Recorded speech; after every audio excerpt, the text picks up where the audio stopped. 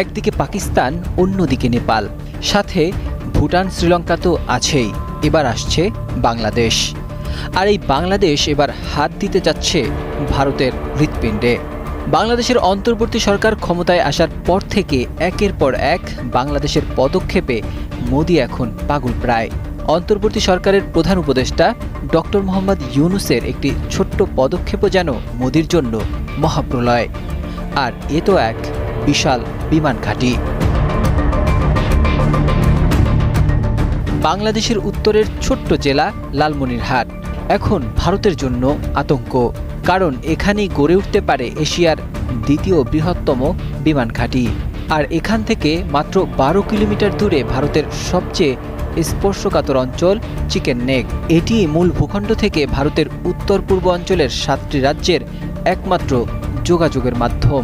লালমনিরহাটের এই ঘাঁটি নিয়ে ভারত এখন উদ্বিগ্ন। বিশাল এই বিমান ঘাঁটিতে থাকছে বিশাল রানওয়ে, অত্যাধুনিক radar system, compact zone, refuelling ও মেইনটেনেন্স সুবিধা। তাই এই পুরো প্রকল্পটি ভারতীয় গোয়েন্দা সংস্থাগুলোর কাছে এখন এক দুঃস্বপ্ন। বাংলাদেশ আর কারও অনুমতির অপেক্ষায় নেই। 70টি যুদ্ধবিমান রাখার ক্ষমতা এবং ভবিষ্যতে যুদ্ধবিমান তৈরির পরিকল্পনাও। এটি শুধু একটি এয়ারবেস নয়, বরং এটি একটি আঞ্চলিক কৌশলগত বিপ্লব। চীন এই প্রকল্পে প্রায় $500 বিলিয়ন বিনিয়োগ করতে যাচ্ছে।